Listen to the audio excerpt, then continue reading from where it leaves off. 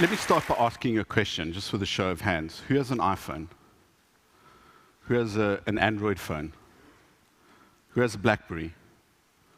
Who will admit in public to having a BlackBerry?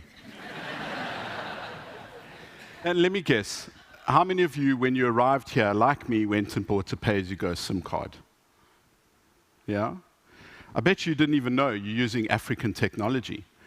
Pay-as-you-go was a technology or an idea pioneered in Africa by a company called Vodacom a good 15 years ago.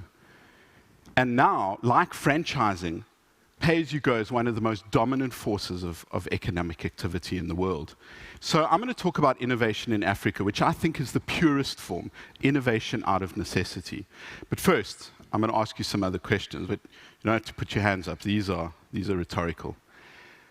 Why did Nikola Tesla have to invent the alternating current that powers the lights in this building or the city that we're in? Why did Henry Ford have to invent the production line to produce these Fords that came in anything as long as they were black? And why did Eric Merrifield have to invent the dollars? Blank stares. That is what a dollars looks like. And in the background, you can see Robben Island. This is a small dollars, and Eric Merrifield is the most famous inventor you've never heard of. In 1963, a storm ripped up the harbor in a small South African town called East London. And while he was watching his kids playing with toys made from oxen bones called doluses, he had the idea for this. It's a bit like a huge jumping jack. And they have used this in every harbor in the world as a breakwater. The global shipping economy would not be possible without African technology like this. So, whenever you talk about Africa, you have to put up this picture of the world from space, and people go, look, it's the dark continent. Actually, it isn't. What it is a map of innovation. And it's really easy to see where innovation's going on. All the places with lots of electricity, it isn't.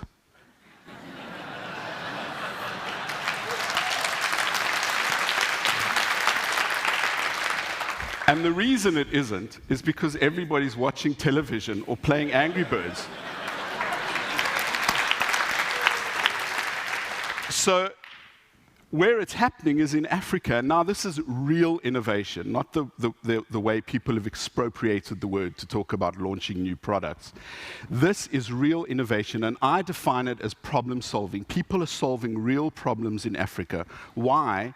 Because we have to, because we have real problems. And when we solve real problems for people, we solve them for the rest of the world at the same time.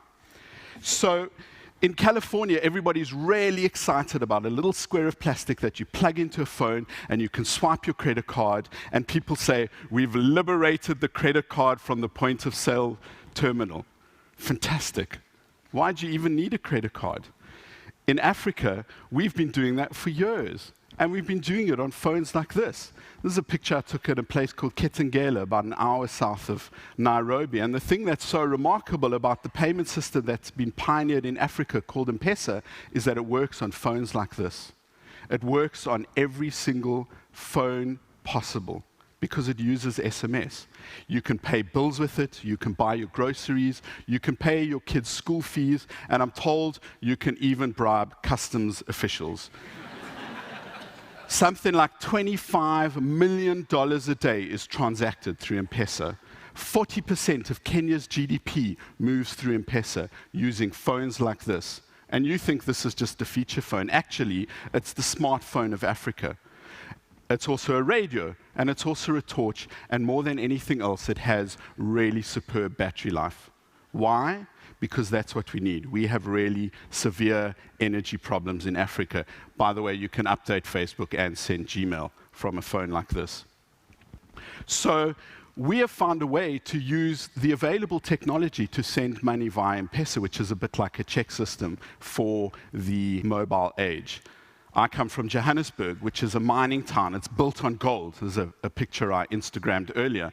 And the difference today is that the gold of today is mobile. If you think about the railroad system in North America and how that worked, first came the infrastructure, then came the industry around it. The brothels, it's a bit like the internet today, right?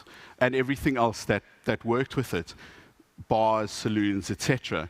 The gold of today is mobile, and mobile is the enabler that makes all of this possible. So what are some of the things that you can do with it? Well, this is by a guy called Bright Simons from Ghana, and what you do is you take medication, something that some people might spend their entire month's salary, and you scratch off the code and you send that to an SMS number, and it tells you if that is legitimate or if it's expired. Really simple, really effective, really life-saving.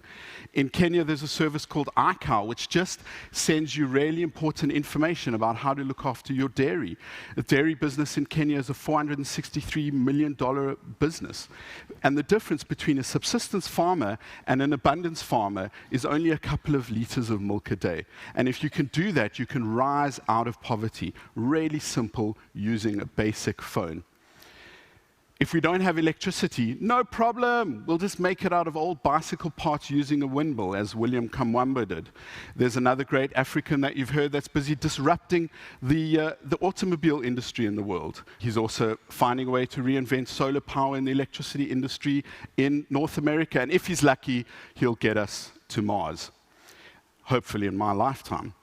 He comes from Pretoria, the capital of Johannesburg, about 50 kilometers from where I live. So back to Joburg, which is sometimes called Egoli, which means city of gold. And not only is mobile the gold of today, I don't believe that the gold is under the ground. I believe we are the gold. Like you've heard the other economists say, we are at the point where China was when its boom years began, and that's where we're going. So you hear the West talk about innovation at the edge. Well, of course it's happening at the edge, because in the middle, everybody's updating Facebook. Or worse still, they're trying to understand Facebook's privacy settings. This is not that catchy catchphrase. This is innovation over the edge. So people like to call Africa a mobile-first continent, but actually, it's mobile only. So while everybody else is doing all of those things, we're saving the world's problems. So there's only one thing left to say.